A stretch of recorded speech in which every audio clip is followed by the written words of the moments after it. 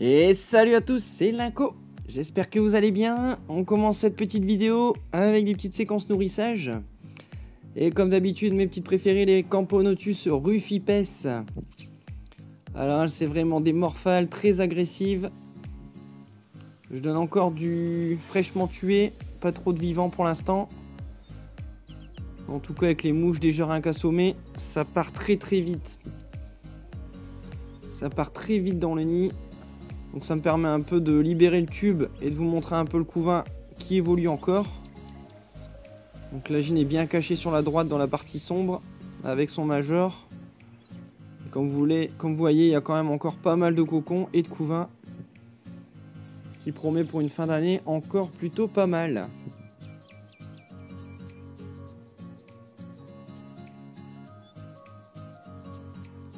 Voilà, donc celles-ci sont bien originaires de Guyane. Très belle, très agressive et une évolution assez rapide. On continue avec nos petites Crantatus. Donc elles, c'est pas le même délire. Oui, j'ai encore mis deux petites mouchettes là il y a à peu près 4-5 jours. Elles sont encore là, je vais devoir les retirer. Au niveau du verre, regardez, elles tentent une attaque ou je sais pas trop quoi. Mais c'est vraiment très light. Elle bouge plutôt la nuit. Bon, le couvain, ça y est, elle m'a repondu un peu. J'ai quelques œufs, mais ça reste assez light. Après, c'est une Cruentatus. C'est sûr que c'est pas des Nicobarensis. Hein. Il faut savoir prendre son temps avec elle. Les Formica rufibarbis. Alors ici, on va pas trop bien voir. Hein. Comme d'habitude, mais en tout cas, ça se passe bien. Niveau nourriture, dès que je mets quelque chose pareil.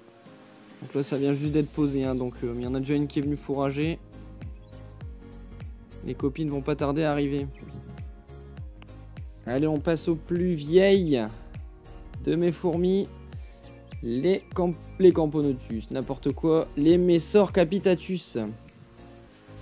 Alors là, on peut voir que la Minora, elle s'y plaise bien. Hein. Les cavités se remplissent bien. Une petite naissance par-ci par-là. Au niveau de l'aire de chasse, toujours pareil, hein, aucune évasion. L'huile de paraffine, ça marche à merveille. Elle, par contre, a des bonnes petites gloutonnes aussi. Ouais, ça se cache sous les cailloux. Il y en a pas mal qui restent dehors maintenant en cachette. Prête à trouver le moindre petit insecte ou les graines.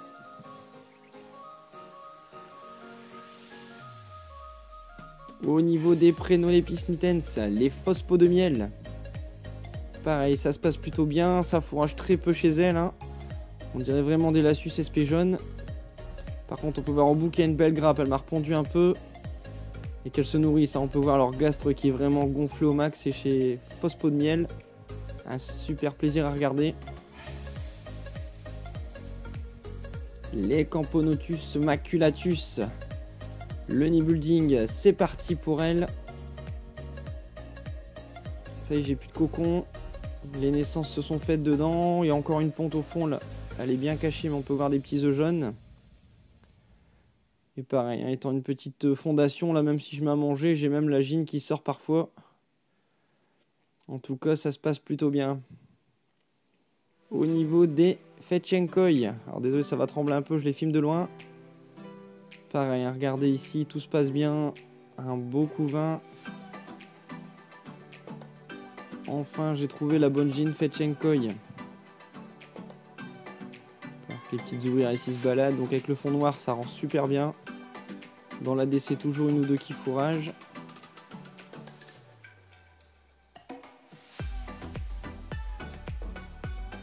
Allez, on fait le tour des tubes rapidement, vraiment. La deuxième Formica rufibarbis qui se porte bien. Alors la Bérérie, j'ai vu un cocon. Donc j'ai l'impression que c'était la grosse larve qu'elle avait depuis X mois. Qui pour moi était morte. Et maintenant je me retrouve avec un gros cocon et je trouve plus la grosse larve. Donc était-elle en fait encore vivante et pas desséchée? On verra ce que ça nous donne. Les Lassus, ça y est, les premières naissances sont arrivées. Alors on peut voir une toute petite au fond. Au début elles étaient très claires. Mais bon, là, elles se sont vraiment noircies. Hein. On peut voir que c'est vraiment des SP noirs. Dans la logique, on dira des Lassus SP noirs, peut-être des Niger, ça je ne sais pas trop. En tout cas, ça se passe bien. On peut voir ici les deux petites ouvrières. Il y en a pas mal qui vont arriver. On peut voir les cocons. Ils sont en train de bien se foncer. Et le couvain, il y a encore eu des œufs. Donc, les premières Niger sont arrivées. Les premières SP noires, pardon. Les fédolettes. Alors ici, ça se passe bien aussi. Hein. La gine qui est tout en haut là-bas. Le couvain qui a réduit un peu, là. Avec toutes ces naissances, je pense qu'elles vont redemander pas mal de protéines pour relancer une fournée. Ici, on peut voir qu'il y a des beaux majors hein, de chaque côté. Toutes les parois sont utilisées. Voilà, ça se passe à merveille chez elles. Hein. Je n'ai pas essayé de les recompter, mais on doit avoir passé une bonne belle quantité. Je vais rien dire, mais il doit en avoir pas mal quand même déjà. L'ADC toujours bien. Alors si vous regardez la capsule au milieu, j'avais mis du liquide sucré qui avait bien débordé du coton. Et elles sont venues me mettre toutes leurs décharges dessus. Là tout était au pied de l'arbre, il n'y a plus rien quasiment. Donc j'ai trouvé une très bonne technique pour les faire nettoyer. On met du liquide sucré et elles se chargent de nettoyer. Chez les SP jaunes, pareil, ça remue bien. J'ai remis des petites mouches, des petites drosophiles. Elles sont venues les choper mais à une vitesse très rapide. Elles les ont mis sur les larves. Donc ce qui va leur permettre de booster un peu le couvain, je pense. Je vais retenter un petit peu ça. Très belle aussi. Hein. Très petite, mais bon. On reste chez les petites, chez les Crématogaster scutellaris. Alors pareil, ici, dès qu'on met à manger, tout le monde dans la DC.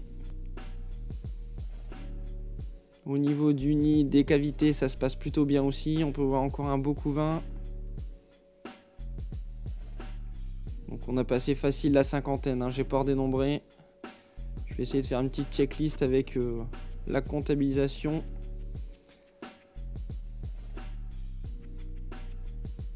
En tout cas, ça se passe très bien dans ce nid qui est sec, hein, bien sûr, pour les crématos. Au moins, aucun souci.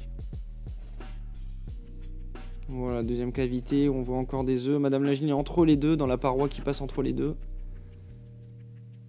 Voilà, on peut voir son gros cucu derrière, là-bas au fond.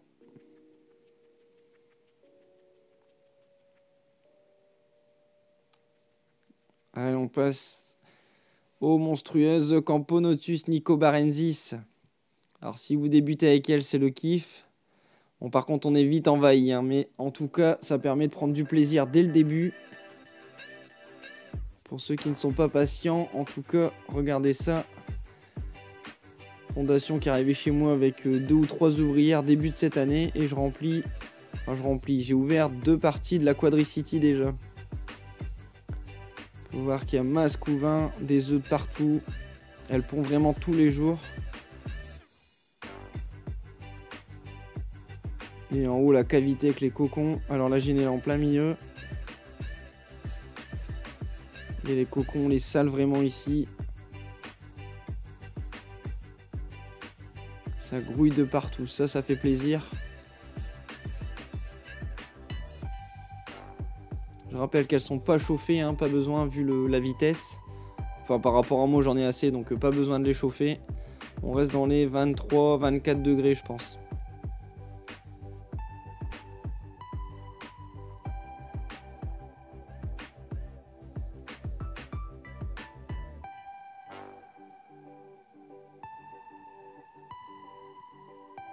On peut voir qu'il y a pas mal encore d'œufs autour des cavités.